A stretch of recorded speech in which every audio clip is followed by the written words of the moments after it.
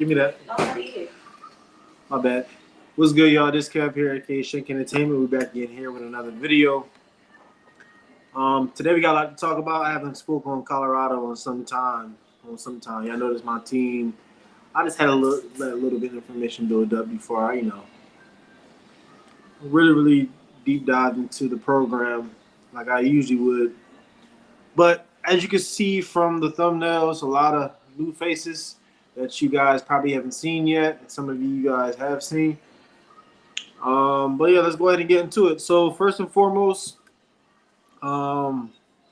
many lives back ago when I spoke in Colorado, I was talking about the next potential offensive line coach. I thought that Matt McChesney was going to be the next offensive line coach, but I kind of got hit with a surprise. We have Coach Gunnar White. He was promoted to the offensive line coach. So I know he has previous coaching history. He's been with Coach Prime since Jackson State. And he's been in the room of the offensive line. So I'm just curious to see how he's going to do. I'm not going to knock him down and say, hey, he's not going to be a good coach. Or, that was a bad move, because I really don't know. He could be the best thing for the program. He could be the next big offensive line coach. We just will never know. So I'm not going to knock him down and just say he's a bad coach. So shout out to him, though. I'm very curious to see what he's going to do. This Colorado offensive line definitely needs some TLC for sure. So I hope he can come in and make a huge impact in developing these young men on the offensive line, because they need it. They really need it. So initially, he was a quality control analyst. Like I said, he got promoted. So I don't know. A lot of people has been bashing him, though. I will say that. A lot of people have been bashing him, saying that he has no previous coaching history, or that was a bad move. They should have hired Matt McChesney instead of him, because Matt McChesney actually works with kids on a consistent basis. My bad. My fiance is back here bothering me. She's sitting on this live. She never usually does that. But yeah. Let me know what y'all think in the comment section. Do y'all feel like this was a good move by Colorado to get Coach Gunnar White? Just let me know what y'all think in the comment section. So, but anyway, moving forward. So since he got promoted, they was able to bring in another NFL guy. As you can see in this thumbnail right here, we have Andre Guro. He was offensive line for the Dallas Cowboys. He spent 11 years in the NFL, 5-time Pro Bowler, so that's a plus. Not only did he play in the NFL, he dominated in the NFL, was able to play in the Pro Bowl 5 times. He was recently the offensive line coach for Houston Roughnecks and the San Antonio Brahmas. So the San Antonio Brahmas are the UFL football team. So previous coaching experience,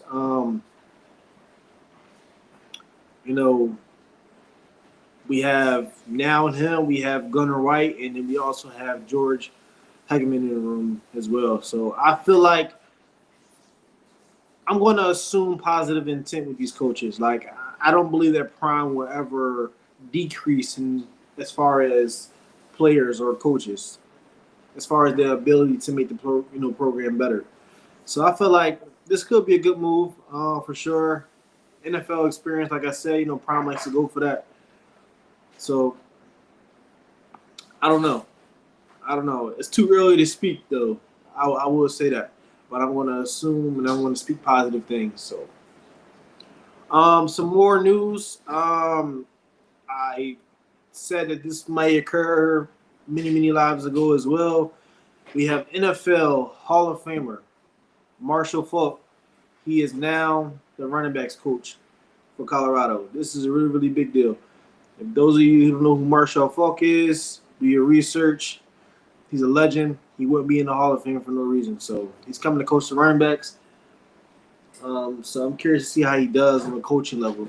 Playing is one thing, but coaching is a whole different thing. I don't know. We have Warren Sapp, we have Dion, and now we have Marshall Falk, who are all Gold Jackets. Prime is definitely trying to cook something up. Let me know what y'all think in the comment section, though. Next update I have for y'all is Colorado defensive line. My guy, Robert Livingston. He signed a 2-year extension with the Colorado Buffaloes. So we got him for at least 2 more years. I love that. I remember when Coach Livingston was hired, nobody was expecting that at all. People actually bashed him before he was able to even show how good of a coach he really, really is. And now he was able to change the whole program around on the defensive side of the ball. He's a very, very smart coach. Always 10 steps ahead. I remember when he first came into the program, he was able to – I've seen him like around every coach. He was in every meeting trying to just pick everybody's brain so he can figure out what he needed to do as a defensive coach. And as you can see, it paid off. Like, Colorado was one of the top defenses inside the conference. So, really big deal. I'm glad to see that happened. I hope we can keep him even past that. So, shout out to you, Coach Robert Livingston. All right, next on moving forward. So these are just my top players to watch. I really, really wanted to put more because I feel like this season we have a lot of talent on the Colorado Buffaloes, a lot of hidden talent. Y'all know me. I'm not really, really big on stars. I could care less about that. And I really, really don't care what school you come from. It's about what you can come to actually contribute to the team. Every team is different. Everybody has a different scheme. Every team has a different finesse to the game. So, but these are just my top 7 players of the year just to be on the watch out for. So we have Cam Michael.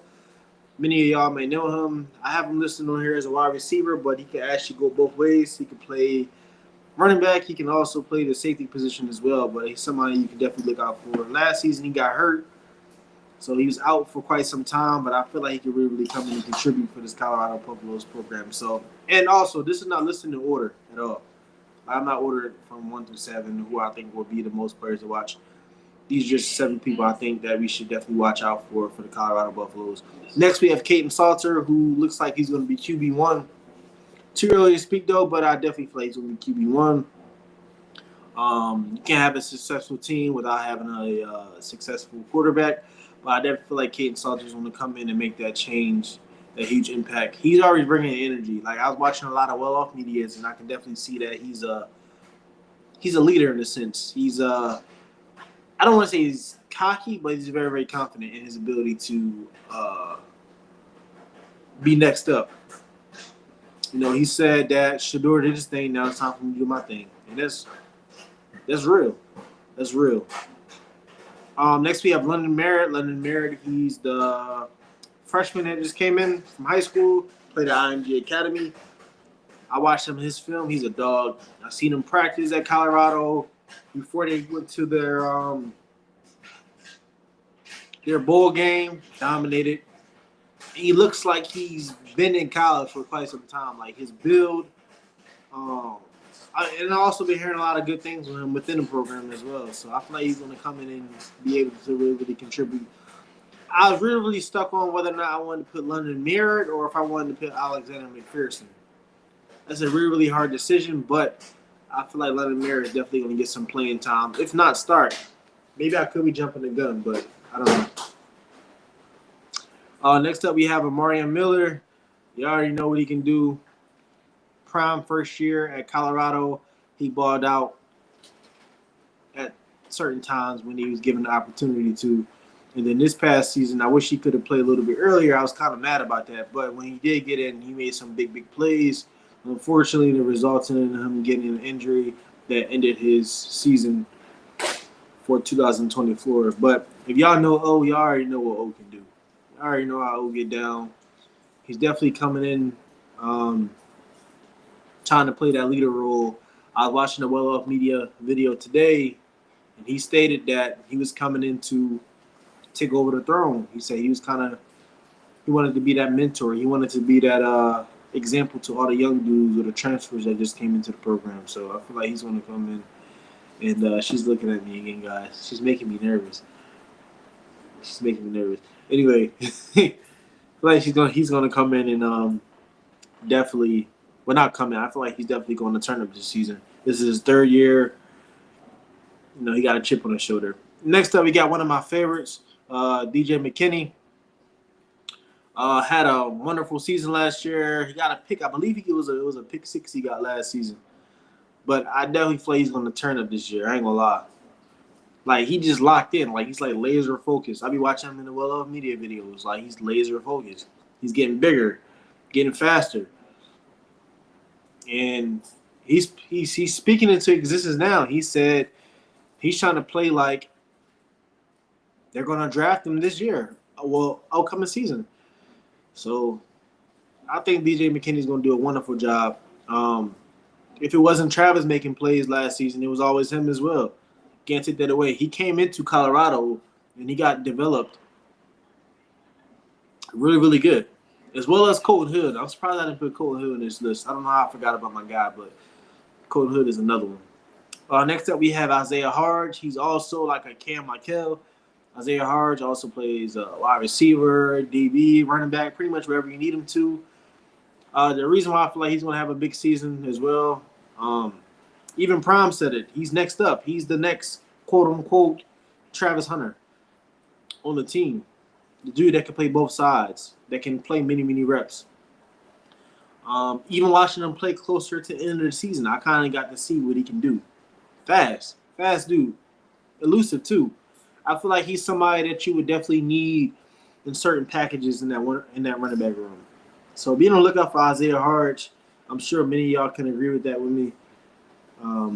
Next up we have Terrion Carter. I'm sure many of y'all was not expecting me to say him. But I was excited for him last season. Unfortunately, got hurt into his season. But I feel like he's coming back with a chip on his shoulder. He played at Arkansas. He bought out there. I knew he was going to come and be a dog. But I think he's really, really going to come in and be a dog this season. He has a chip on his shoulder. He hasn't played the whole last season. And I know that hurt him. So, I don't know. Let me know what y'all think about number 7, Terrion Carter. But I think he's going to come in and make a huge impact on this season. Because he didn't get to play last season. If he would have played last season, he would have been eligible for the draft. Had he performed the way he needed to. So, those are my top 7 just to be on the lookout for this upcoming season for Colorado. There's been me more, like I said, I wanted to put on this list, but those are my 7 that came to my mind first. Next up, we have the schedule. So the schedule came out not too long ago. So first game, they have Georgia Tech. Next up, they have Delaware. It's actually one of my hometowns. I'm not from there. I live there. Next up, we have Houston. Then you have Wyoming. Then you have BYU again. So it's a nice little rematch. Then you have TCU. So somewhat of a rematch from 2023. 2023. 2023. It's going to be a nice little rematch. Then you have Iowa State, another team that went far within the conference last season. So I'm sure Colorado's going to definitely try to knock them off. Utah, I'm not really worried about them. We did what we did with them last season. Arizona, definitely not worried about them either. We did what we did with them. West Virginia, there's a sleeper. You have to worry about them for sure. They have a lot of hidden talent, a lot of hidden athletes. Overall, great program. I actually took a visit there before. Nice school. I actually know a couple people that actually went to the school. But don't sleep on West Virginia at all. Next up, we have Arizona State. Wonderful program. Unfortunately, Cam Scatterboo's not there anymore. Moving on to the league, so we don't have much of him to worry about. But Coach Dillingham is a wonderful coach, outstanding coach. Coach Prime tried to get him at a point in time to even come coach at Colorado. So, excuse me.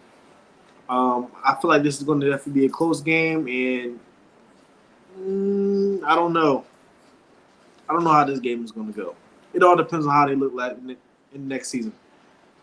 And then lastly, you have Kansas State. We need that get back with them. That game was too close. We should have won that. I don't care what nobody say. Definitely should have won that. So going down this list, Georgia Tech. It's going to be a close game, but I think we're going to come up with the dub. Delaware dub. Houston, they're not a sleeper team either, but I feel like we might come out with the dub with that. Wyoming dub. BYU, hard to say. I don't know how they're going to look next season. They're always a sleeper program. They did good last season, so whenever a program excels and does good, you start to bring in more recruits. More recruits start to turn their head like, oh, what they got going on over there? I might want to go see. So you never know. I haven't really looked at where they were sitting at as far as transfer portal rankings or recruits, who they was able to bring in. But don't sleep on BYU. But this is definitely a get back game. So I think we're going to win that. TCU.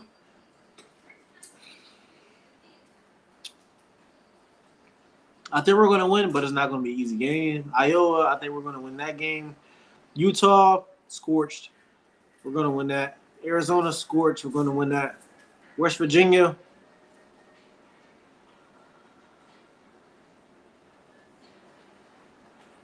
I don't know.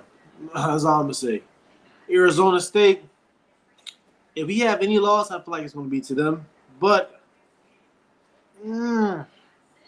see, I don't know how we're going to look yet. It's kind of hard to say. These are my early on predictions. I don't know how this is going to turn out. I have to wait and see who they get from the second round of the portal, as well as who leaves, how they look in pads, stuff like that. But I'm going based upon what I do know and what I've seen so far. We might get the dub, but it's going to be a very, very close game. Very close game. Kansas State, I feel like we're going to win that game. That's going to be a get-back game for sure. So I think we're going to do better than 9-3. I can never say that. So let me know what y'all think in the comment section, though, about early on predictions to the schedule. Something else I want to think about. So these are our top 25 college football coaches. You have Kirby Smart at number 1. You have Ryan Day at number 2. You have Dan Lanning at number 3. I'm not a fan of him. I don't care what nobody says. You have Steve Sarkison at number 4. Marcus Freeman, my guy, at number 5. Davey Sweeney at number 6. That's also my guy. Really cool dude. We have Deion Sanders at number 7. So anybody out there that want to say Deion is not a good coach, or he does not a coach or run a program, he wouldn't be even in the top 7, let alone the top 25, if he wasn't a good coach. He took a program that was 1-11 to 4-8 to 9-3. Like, you gotta put some respect on his name. Stop hating. Do something with your life. So, but shout out to all these coaches on here on this list. Even though I don't like Dan Lanning at all, you got to give it to Oregon. They're a great program overall. So you got to give credit to what credit is due. Next up, we have right here. It says teams that should make their first college football playoffs in 2025. Colorado's obviously on here. I don't disagree with that. Miami U, I'm scratching my head at. I don't think they're gonna do so hot next season. Utah, y'all gotta let me know what y'all see with that. Utah, I don't see it. I don't see Utah as a threat next season. Like, am I tripping? But I seriously don't see Utah as a threat next season. Let me pull something up real quick.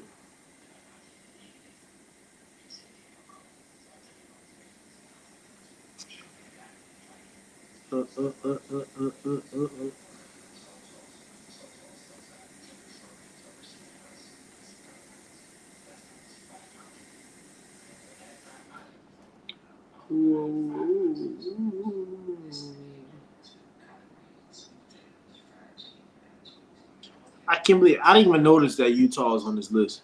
I didn't.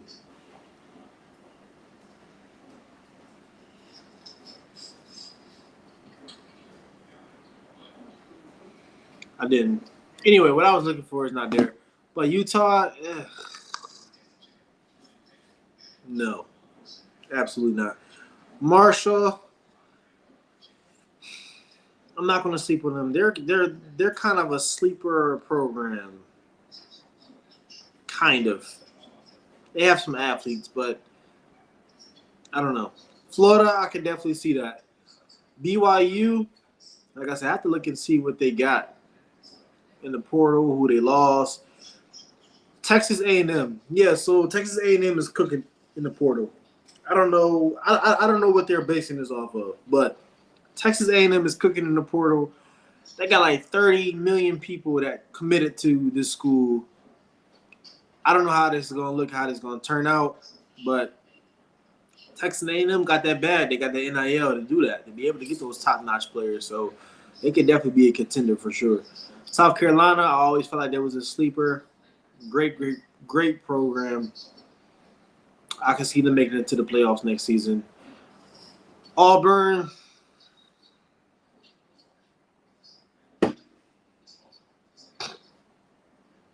maybe. Texas State Bobcats? Who made this list? No. So out of Utah and the Bobcats, no. I don't think either of those teams making it to the playoffs next year at all. I'm curious who made that list. Uh, that's a hard no for me. So out of all these teams on this list, only teams I can really see going to the playoffs next season is Colorado, Florida, South Carolina, Texas A&M, Louisville, maybe, in Auburn. But a definite no to Utah, a definite no to the Bobcats. Just a regular no to the Utah. To Miami U. UNLV, I have to see how they develop. And Marshall, I still feel like they have program building to do. Like their whole team left last season, so I don't know what that program is doing, but I don't know who made this list and where they got the information from and why they made that list. But yeah, anyway. Next up, we have some unfortunate news. I'm pretty sure many of you probably already heard about this. It's unfortunate. I don't do this to bash anybody at all whatsoever. Everybody makes mistakes in life. Unfortunately, he made a mistake that may cost him his career. So many of y'all know who Johntay Cook is. Johntay Cook has hopped around in the portal like kangaroo. Like you just never knew who he was going to commit to. Left Texas. Looks like he's going to come to Colorado at a point in time, and then didn't end up committing there. He said that Colorado didn't want him. Then he committed to Washington, and then he hopped right back into the portal, which we thought would really happen is he ended up getting into some legal trouble. So, former University of Texas and University of Washington wide receiver Johntay Cook was arrested in Fort Worth, Texas on Tuesday. Cook was charged with 2 misdemeanors related to theft and interfering with public duty. So, like I said, I would never bash somebody. Obviously, these are actions that he made, but still want to uplift him and his family and keep him in prayers. And I hope that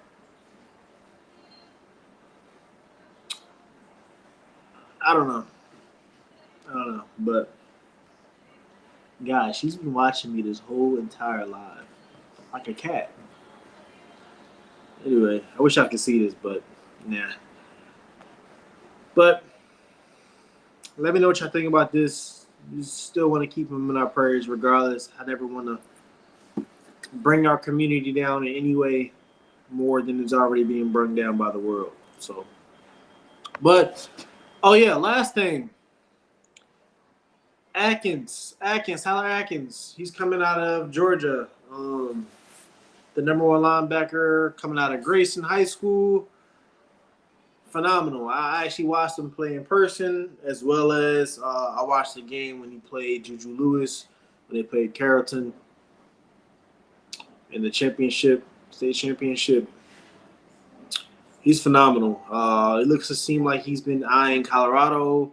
Apparently, he has some talks with Deion Sanders himself. Like I said, he's the number one linebacker and prospect, I believe. But if we can land him, that's a plus.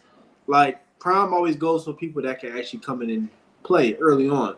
I feel like he can actually come in and do that. Seriously, I feel like he can actually come in and contribute and play early on. He's coming out of the class of 2026. So,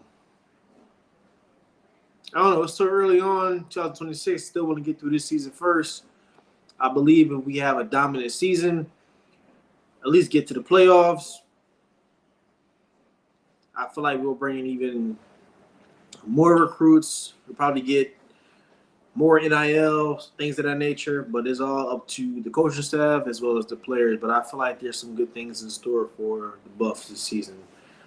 Let me know what y'all think, though, as far as that. But that's all I got for tonight as far as updates. If I get anything else as far as updates, I'll be sure to let you guys know. I appreciate everybody for joining in. If you didn't get a chance to join in live, and you so happen to come past my channel for the first time, please make sure you like, comment, and subscribe on the channel. And let me know what you think about the channel and the video as well. And without further ado, everybody have a blessed rest of your night. And I will get back with you guys tomorrow.